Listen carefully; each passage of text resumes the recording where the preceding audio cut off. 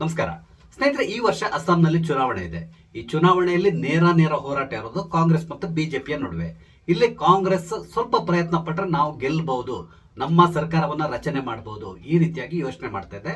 ಅದಕ್ಕಾಗಿ ಈಗಾಗಲೇ ಅತಿಯಾದ ಓಲೈಕೆಯನ್ನ ಪ್ರಾರಂಭ ಮಾಡಿದೆ. ಆದ್ರೆ ಕಾಂಗ್ರೆಸ್ ಪಕ್ಷದ ಗೆಲುವಿಗೆ ಅಡ್ಡಗಾಲು ಹಾಕ್ತಾ ಇರೋದು ಇಲ್ಲಿ ಅಲ್ಲಿಯ ಮುಖ್ಯಮಂತ್ರಿ ಆದಂತಹ ಹಿಮಂತ್ ಬಿಸ್ವಾ ಶರ್ಮಾ ಅವರು. ನಿಮ್ಗೆ ತುಂಬಾ ಚೆನ್ನಾಗಿ ಗೊತ್ತಿದೆ, ಈಗಾಗಲೇ ಅಸ್ಸಾಂನ ಗಡಿ ಪ್ರದೇಶಗಳಲ್ಲಿ ಬಾಂಗ್ಲಾದೇಶದಿಂದ ವಲಸೆ ಬಂದಿರುವಂತಹ ಮುಸಲ್ಮಾನರು ಸಂಪೂರ್ಣವಾಗಿ ಅಲ್ಲಿ ಡೆಮೋಗ್ರಫಿಯನ್ನ ಬದಲಾಯಿಸಿಬಿಟ್ಟಿದ್ದಾರೆ. ಈ ಮಿಯಾ ಮುಸಲ್ಮಾನರು ಅಂತೇಳಿ ಹೇಳ್ತಾರಲ್ಲ, ಅವರು ಅಲ್ಲಿ ಸಂಪೂರ್ಣ ಹಿಡಿತವನ್ನ ಸಾಧಿಸಿದ್ದಾರೆ. ಆದ್ರೆ ಹಿಮಂತ್ ಬಿಸ್ವಾ ಶರ್ಮಾ ಅವರು ಈಗಾಗಲೇ ಈ ಬಂಗಾಳದ ಅಕ್ರಮ ವಲಸಿಗರ ಮೇಲೆ ಪ್ರಹಾರವನ್ನು ನಡೆಸ್ತಾ ಇದ್ದಾರೆ. ಇದರಿಂದಾಗಿ ಕಾಂಗ್ರೆಸ್ಗೂ ಕೂಡ ತಮ್ಮ ವೋಟ್ ಬ್ಯಾಂಕ್ ಮೇಲೆ ಎಫೆಕ್ಟ್ ಆಗ್ತಾ ಇದೆ. ಆದ್ರೂ ಕೂಡ ಕಾಂಗ್ರೆಸ್ ತನ್ನ ಪ್ರಯತ್ನವನ್ನ ಬಿಡ್ತಾ ಇಲ್ಲ. ಇಲ್ಲಿ ಕಾಂಗ್ರೆಸ್ ಯೋಚನೆ ಮಾಡ್ತಾ ಇರೋದು ಏನು ಅಂತ ಹೇಳಿದ್ರೆ, ಕಳೆದ 10 ವರ್ಷಗಳಿಂದ ಬಿಜೆಪಿ ಅಧಿಕಾರದಲ್ಲಿದೆ. ಹಾಗಾಗಿ ಸಹಜವಾಗಿ ಸ್ವಲ್ಪ ಆಡಳಿತ ವಿರೋಧಿ ಅಲೆ ಇದ್ರೂ ಇರಬಹುದು, ಅದರ ಅಡ್ವಾಂಟೇಜ್ ಅನ್ನು ಪಡೆಯಲಿಕ್ಕೆ ಪ್ರಯತ್ನಿಸ್ತಾ ಇದೆ.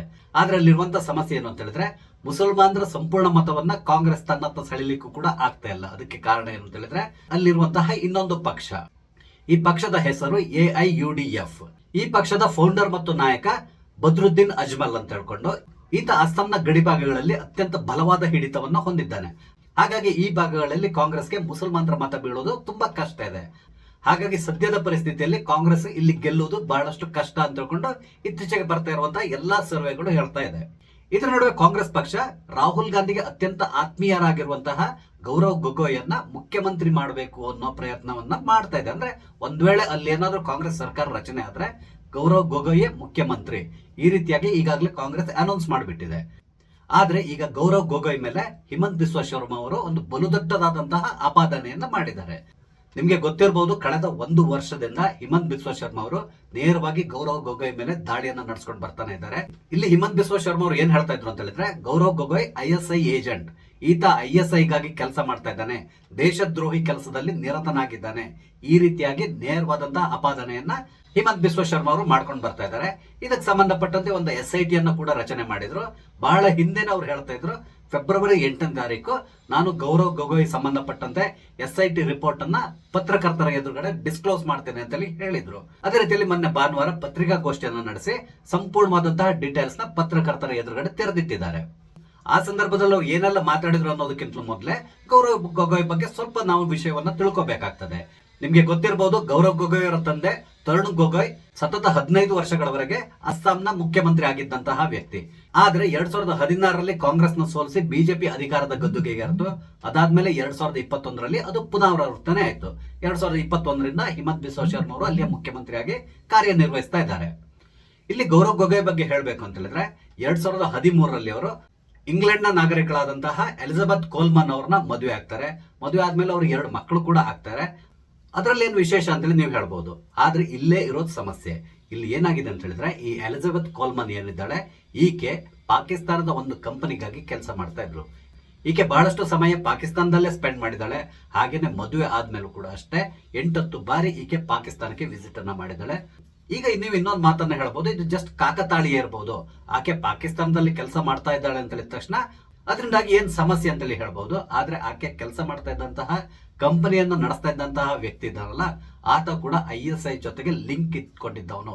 ಹಾಗೇನೆ ಆತ ISI ಏಜೆಂಟ್ ಅಂತಕೊಂಡು ಹೇಳ್ತಾ ಇದ್ದಾರೆ. ಆತನ ಹೆಸರು ಅಲಿಶ್ ತೌಕಿರ್ ಶೇಖ್ ಅಂತಕೊಂಡು.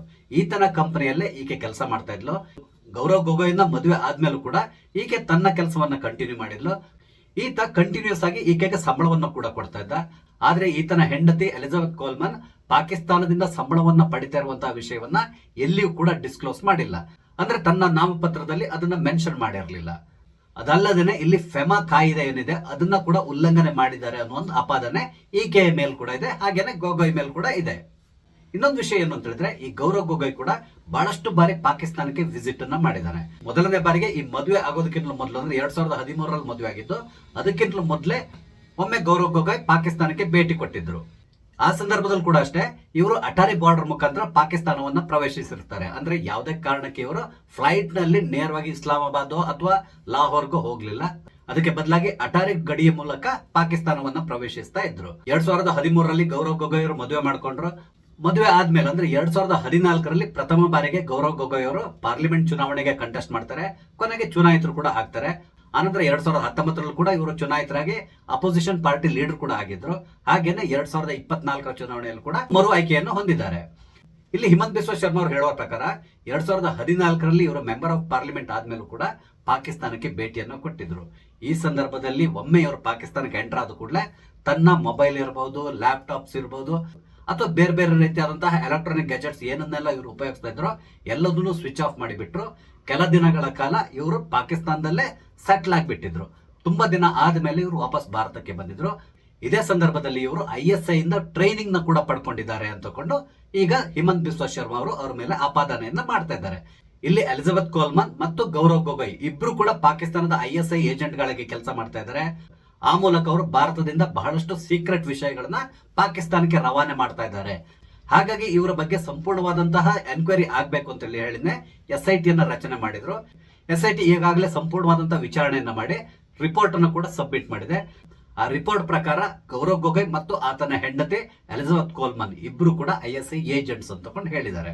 ಇಲ್ಲಿ ಇನ್ನೊಂದು ವಿಷಯದ ಬಗ್ಗೆ ಕೂಡ ನಾನು ಹೇಳಬೇಕಾಗ್ತದೆ. ಈ ಹಿಂದೆ ಹಿಮಂತ್ ಬಿಸ್ವಾ ಶರ್ಮಾ ಅವರು ಗೌರವ್ ಗೊಗೊಯ್ ಮೇಲೆ ಒಂದು ಆಪಾದನೆಯನ್ನು ಮಾಡಿದ್ರು. ಈತ ಬಹಳಷ್ಟು ಬಾರಿ ಪಾಕಿಸ್ತಾನಕ್ಕೆ ಭೇಟಿ ಕೊಟ್ಟಿದ್ದಾನೆ ಅಂತೇಳಿ. ಆದ್ರೆ ಆಗ ಗೌರವ್ ಗೊಗೊಯ್ ಅವರು ಅದನ್ನು ನಿರಾಕರಿಸಿದ್ರು. ಇಲ್ಲ, ನಾನು ಆ ರೀತಿಯಾಗಿ ಯಾವತ್ತೂ ಪಾಕಿಸ್ತಾನಕ್ಕೆ ಭೇಟಿಯನ್ನ ಕೊಟ್ಟಿಲ್ಲ ಅಂತ ಹೇಳಿದ್ರು. ಕೊನೆಗೆ ಅದಕ್ಕೆ ಸಂಬಂಧಪಟ್ಟಂತ ಕೆಲವೊಂದು ಪುರಾವೆಗಳನ್ನ ಹಿಮಂತ್ ಬಿಸ್ವಾ ಶರ್ಮಾ ಅವರು ಇಟ್ಟಾಗ ಕೊನೆಗೆ ಒಪ್ಕೊಂಡ್ರು, ಹೌದು ನಾನು ಪಾಕಿಸ್ತಾನಕ್ಕೆ ಹೋಗಿದ್ದೇನೆ, ಆದ್ರೆ ನಾನು ಯಾವುದೇ ರೀತಿಯಾದಂತಹ ದೇಶದ್ರೋಹದ ಕೆಲಸವನ್ನ ಮಾಡಿಲ್ಲ ಅಂತ ಹೇಳಿ ಹೇಳಿದ್ರು. ಅದೊಂದು ಮಾಮೂಲಿ ವಿಸಿಟ್ ಆಗಿತ್ತು ಅಂತ ಹೇಳಿದ್ರು. ಒಂದ್ ವೇಳೆ ಅದು ಮಾಮೂಲಾಗಿ ಮಾಡುವಂತಹ ಭೇಟಿ ಆಗಿದ್ದಿದ್ರೆ ಇವ್ರು ಮೊದಲೇ ಹೇಳ್ಬೋದಿತ್ತಲ್ಲ, ನಾನು ಪಾಕಿಸ್ತಾನಕ್ಕೆ ಭೇಟಿ ಕೊಟ್ಟಿದ್ದೆ ಅಂತ ತಕೊಂಡು. ಮೊದ್ಲು ಯಾಕೆ ಇವರು ಅದನ್ನು ಮುಚ್ಚಿಟ್ರು? ಹಾಗಾಗಿ ಇವರ ಮೇಲೆ ಇನ್ನೂ ಕೂಡ ಸಂಶಯ ಜಾಸ್ತಿ ಆಗ್ತಾ ಇದೆ. ಇದಲ್ಲದೆ ಇನ್ನೊಂದು ವಿಷಯ ಏನು ಅಂತ ಹೇಳಿದ್ರೆ, ಗೌರವ್ ಗೊಗೊಯ್ ಮತ್ತು ಎಲಿಜಬೆತ್ ಕೋಲ್ಮನ್ ಇವರಿಗೆ ಇಬ್ರು ಮಕ್ಕಳಿದ್ರು. ಈ ಮಕ್ಕಳು ಜನಿಸಿದ್ದು ಭಾರತದಲ್ಲಿ, ಅವರು ಹುಟ್ಟಿದಾಗ ಭಾರತದ ಪ್ರಜೆಗಳಾಗಿದ್ರು. ಆದ್ರೆ ಕೆಲ ಸಮಯದ ನಂತರ ತಮ್ಮ ಮಕ್ಕಳ ಭಾರತೀಯ ನಾಗರಿಕತೆಯನ್ನ ಕ್ಯಾನ್ಸಲ್ ಮಾಡಿ ಅವರಿಬ್ಬರಿಗೂ ಕೂಡ ಬ್ರಿಟಿಷ್ ಪೌರತ್ವವನ್ನ ಕೊಡಿಸಿದ್ದಾರೆ. ಅಂದ್ರೆ ಗೌರವ್ ಗೊಗೊಯ್ ಅವರ ಪತ್ನಿ ಮತ್ತು ಮಕ್ಕಳು ಎಲ್ಲರೂ ಕೂಡ ಈಗ ಬ್ರಿಟಿಷ್ ನಾಗರಿಕರು. ಅವರು ಭಾರತೀಯ ಪ್ರಜೆಗಳು ಅಲ್ವೇ ಅಲ್ಲ, ಕೇವಲ ಗೌರವ್ ಗೊಗೊಯ್ ಮಾತ್ರ ಭಾರತೀಯ ಪ್ರಜೆಯಾಗಿ ಉಳ್ಕೊಂಡಿದ್ದಾರೆ. ಇದರಿಂದಾಗಿ ಬಹಳಷ್ಟು ಸಂಶಯಗಳು ಕೂಡ ಬರ್ತಾ ಇದೆ. ಕಾರಣ ಏನು ಅಂತ ಹೇಳಿದ್ರೆ, ಒಂದ್ ವೇಳೆ ಎಲಿಜಬೆತ್ ಕೋಲ್ಮನ್ ಭಾರತೀಯ ಪೌರತ್ವವನ್ನು ಪಡ್ಕೊಂಡಿದ್ದಿದ್ರೆ, ಆಕೆ ISI ಏಜೆಂಟ್ ಅನ್ನೋದು ಕನ್ಫರ್ಮ್ ಆದ್ರೆ ಆಕೆಯನ್ನ ಯಾವುದೇ ಸಂದರ್ಭದಲ್ಲಿ ನಮ್ಮ ಸರ್ಕಾರ ಅರೆಸ್ಟ್ ಮಾಡಿ ಜೈಲಿಗೆ ಕಳಿಸುವಂತ ಸಾಧ್ಯತೆ ಇದೆ. ಆದ್ರೆ ಈಕೆ ಬ್ರಿಟಿಷ್ ಪೌರತ್ವವನ್ನ ಇನ್ನೂ ತ್ಯಜಿಸಲಿಲ್ಲ, ಭಾರತೀಯ ಪೌರತ್ವವನ್ನು ಕೂಡ ಪಡ್ಕೊಂಡಿಲ್ಲ, ಮುಂದೆ ಕೂಡ ಅವ್ರು ಪಡ್ಕೊಳ್ಳೋದಿಲ್ಲ. ಆದ್ರಿಂದ ಭಾರತ ಸರ್ಕಾರ ಯಾವುದೇ ಕಾರಣಕ್ಕೆ ಇವರ ಮೇಲೆ ಯಾವುದೇ ರೀತಿಯಾದಂತಹ ಕ್ರಮವನ್ನ ಕೈಗೊಳ್ಳಿ ಸಾಧ್ಯ ಇಲ್ಲ. ಕಾರಣ ಏನಂತ ಹೇಳಿದ್ರೆ, ಆಕೆ ಭಾರತೀಯ ನಾಗರಿಕಳೇ ಅಲ್ಲ. ಆದ್ರಿಂದಾಗಿ ಸರ್ಕಾರ ಏನು ಕೂಡ ಮಾಡ್ಲಿಕ್ಕೆ ಸಾಧ್ಯ ಇಲ್ಲ. ಆದ್ರೆ ಗೌರವ್ ಗೊಗೊಯ್ ಮೇಲೆ ಖಂಡಿತವಾಗಿ ಏನಾದ್ರೂ ಆಕ್ಷನ್ ತಗೊಳ್ಬಹುದು. ಇಲ್ಲಿ ಈ ಸಂದರ್ಭದಲ್ಲಿ ಪತ್ರಕರ್ತರು ಕೂಡ ಹಿಮಂತ್ ಬಿಸ್ವಾ ಶರ್ಮಾ ಅವ್ರನ್ನ ಪ್ರಶ್ನೆ ಮಾಡಿದ್ರು, ನಿಮ್ಮ ಬಳಿ ಇಷ್ಟೆಲ್ಲ ಪುರಾವೆ ಇದ್ದ ಮೇಲೂ ಕೂಡ ಗೌರವ್ ಗೊಗೊಯ್ನ ಇನ್ನೂ ಯಾಕೆ ನೀವು ಬಂಧಿಸಲಿಲ್ಲ ಅಂತೇಳಿ ಕೇಳಿದ್ರು.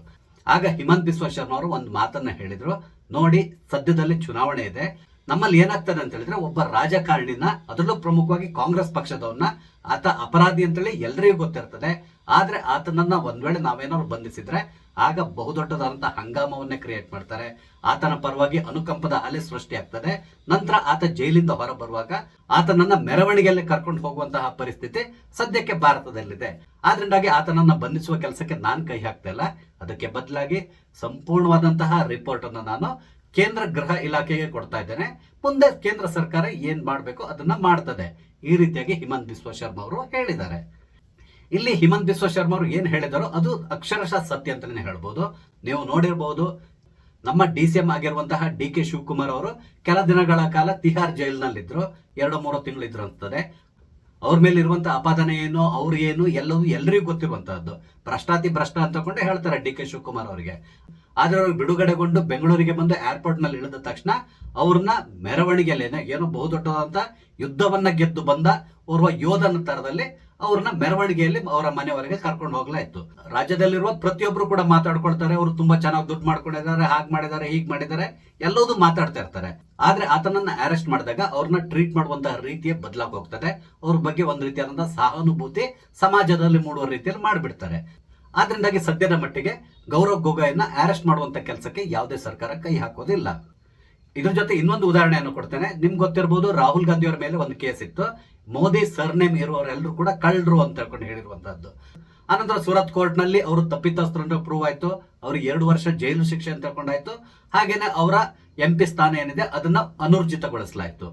ಆ ಸಂದರ್ಭದಲ್ಲಿ ರಾಹುಲ್ ಗಾಂಧಿ ಅವರು ತಮಗೆ ಸರ್ಕಾರ ಕೊಟ್ಟಿರುವಂತಹ ಮನೆಯನ್ನ ಖಾಲಿ ಮಾಡ್ಬೇಕಾಗಿ ಬಂತು. ಆಗ ರಾಹುಲ್ ಗಾಂಧಿ ಅವರು ಅದನ್ನ ಯಾವ ರೀತಿಯಾಗಿ ಉಪಯೋಗಿಸ್ಕೊಂಡ್ರು ಅಂತ ಹೇಳಿದ್ರೆ, ಯಾರೋ ಒಬ್ಬ ಬಡವ ಇರ್ತಾನೆ, ಆತನಿಗೆ ಒಂದು ಮನೆ ಇರ್ತದೆ, ಆ ಮನೆಯಲ್ಲಿ ಏನೋ ಸಮಸ್ಯೆ ಆಗಿ ಆತನನ್ನ ಮನೆಯಿಂದ ಹೊರಗೆ ಹಾಕಿದಾಗ ಆತನ ಬಗ್ಗೆ ಜನರು ಏನ್ ಮಾತಾಡ್ಕೊಳ್ಬಹುದು ಅಥವಾ ಆತ ಯಾವ ರೀತಿಯಾಗಿ ವರ್ತಿಸಬಹುದು, ಅದೇ ರೀತಿಯಾದಂತಹ ವರ್ತನೆಯನ್ನ ಇಲ್ಲಿ ರಾಹುಲ್ ಗಾಂಧಿ ಅವರು ಮಾಡಿದ್ರು. ಅಂದ್ರೆ ಇಡೀ ದೇಶದಲ್ಲಿ ನನಗೆ ಇದ್ದಿದ್ದು ಇದೊಂದೇ ಮನೆ, ಈ ಮನೆಯಿಂದ ಕೂಡ ಈಗ ಸರ್ಕಾರ ಹೊರಗಡೆ ಹಾಕ್ಸಿದೆ, ನೋಡಿ ನನ್ನ ಪರಿಸ್ಥಿತಿ ಅಂತ ಹೇಳ್ಕೊಂಡು ಅನುಕಂಪದ ಅಲೆಯನ್ನ ಸೃಷ್ಟಿ ಮಾಡ್ಲಿಕ್ಕೆ ಪ್ರಯತ್ನಿಸಿದ್ರು. ಅದಕ್ಕೆ ಸರಿಯಾಗಿ ಕಾಂಗ್ರೆಸ್ ಪಕ್ಷದ ಮೀಡಿಯಾ ವಿಭಾಗದವರು ಕೂಡ ಅಷ್ಟೇ ವಿಧವಾದಂತಹ ಪೋಸ್ಟರ್ ಗಳನ್ನ ಕ್ರಿಯೇಟ್ ಮಾಡಿ ಎಲ್ಲಾ ಕಡೆ ಅಂಟಿಸ್ಕೊಂಡು ಹೋದ್ರು. ಇದನ್ನ ಕೂಡ ನೀವು ಗಮನಿಸಿರ್ತೀರಾ. ಅಂದ್ರೆ ನಮ್ಮ ದೇಶದಲ್ಲಿ ಇರುವಂತಹ ಬಹುದೊಡ್ಡ ಸಮಸ್ಯೆ ಏನು ಅಂತ ಹೇಳಿದ್ರೆ, ಈ ರಾಜಕಾರಣಿಗಳ ವಿರುದ್ಧವಾಗಿ ಯಾವುದೇ ಕೇಸ್ ದಾಖಲಾಗ್ಲಿ, ಅವ್ರನ್ನ ಅರೆಸ್ಟ್ ಮಾಡ್ಲಿಕ್ಕೆ ಹೋದ್ರೂ ಸಮಸ್ಯೆ, ಅರೆಸ್ಟ್ ಮಾಡದೆ ಹಾಗೆ ಬಿಟ್ಟರು ಕೂಡ ಸಮಸ್ಯೆ. ಅದಲ್ಲದೆ ಇತ್ತೀಚಿನ ದಿನಗಳಲ್ಲಿ ಕೆಲವು ರಾಜಕಾರಣಿಗಳು ಏನಾದ್ರೂ ಮಾಡಿ ಈ ಚುನಾವಣೆ ಸಂದರ್ಭದಲ್ಲಿ ನಮ್ಮನ್ನ ಒಮ್ಮೆ ಬಂಧಿಸ್ಲಿ, ಆ ಮುಖಾಂತರ ನನಗೆ ಚುನಾವಣೆಯಲ್ಲಿ ಲಾಭ ಆಗುತ್ತೆ ಅಂತ ಕೂಡ ಯೋಚನೆ ಮಾಡ್ತಾ ಇದ್ದಾರೆ. ಅದಕ್ಕಾಗಿ ಸತತ ಪ್ರಯತ್ನವನ್ನು ಕೂಡ ಮಾಡ್ತಾ ಇದ್ದಾರೆ. ಆದ್ರೆ ಅವರ ವಿರೋಧಿಗಳಿಗೆ ತುಂಬಾ ಚೆನ್ನಾಗಿ ಗೊತ್ತಿದೆ, ಒಂದ್ ವೇಳೆ ಇವ್ರನ್ನೇನಾದ್ರು ನಾವು ಬಂಧಿಸಿದ್ರೆ ಅದರಿಂದಾಗಿ ಚುನಾವಣೆ ಮೇಲೆ ಎಫೆಕ್ಟ್ ಆಗುವಂತ ಸಾಧ್ಯತೆ ಇದೆ ಅಂತ ಹಾಗಾಗಿ ಅವ್ರು ಏನೇ ಮಾಡಿದ್ರು ಕೂಡ ಅದನ್ನ ಸಹಿಸ್ಕೊಂಡು ಹೋಗ್ತಾರೆ. ಅವ್ರನ್ನ ಯಾವುದೇ ಕಾರಣಕ್ಕೆ ಬಂಧಿಸುವಂತಹ ಕೆಲಸಕ್ಕೆ ಕೈ ಹಾಕೋದಿಲ್ಲ. ಅದೇ ರೀತಿಯಲ್ಲಿ ಇಲ್ಲಿ ಕೂಡ ಅಷ್ಟೇ ಗೌರವ್ ಗೊಗೊಯ್ನ ಸದ್ಯದ ಮಟ್ಟಿಗೆ ಹಿಮಂತ್ ಬಿಸ್ವಾ ಶರ್ಮಾ ಅವರು ಅರೆಸ್ಟ್ ಮಾಡೋ ಕೆಲಸಕ್ಕೆ ಕೈ ಹಾಕೋದಿಲ್ಲ. ಒಂದ್ ವೇಳೆ ಆ ರೀತಿ ಮಾಡಬೇಕಾಗಿ ಬಂದ್ರು ಕೂಡ ಅದನ್ನ ಚುನಾವಣೆ ಮುಗಿದ ನಂತರ ಮಾಡಬಹುದೇ ಹೊರತು ಅಲ್ಲಿವರೆಗೆ ಆ ಕೆಲಸಕ್ಕೆ ಅವರು ಕೈ ಹಾಕೋದಿಲ್ಲ. ಇಲ್ಲಿ ವಿಪರ್ಯಾಸ ಅಂತ ಹೇಳಿದ್ರೆ ಕಾಂಗ್ರೆಸ್ ಪಕ್ಷ ಯಾವ ದಿಕ್ಕಿನತ್ತ ಸಾಕ್ತಾ ಇದೆ ಅನ್ನೋದು ನೋಡಿ. ಗೌರವ್ ಗೊಗೊಯ್ ಮೇಲೆ ಈ ರೀತಿಯಾದಂತಹ ನೇರವಾದ ಅಪಾದನೆಯನ್ನ ಹಿಮಂತ್ ಬಿಸ್ವಾ ಶರ್ಮಾ ಅವರು ಮಾಡ್ತಾ ಇದ್ದಾರೆ. ಆತ ಓರ್ವ ISI ಏಜೆಂಟ್ ಅಂತ ಕೂಡ ಹೇಳ್ತಾ ಇದ್ದಾರೆ.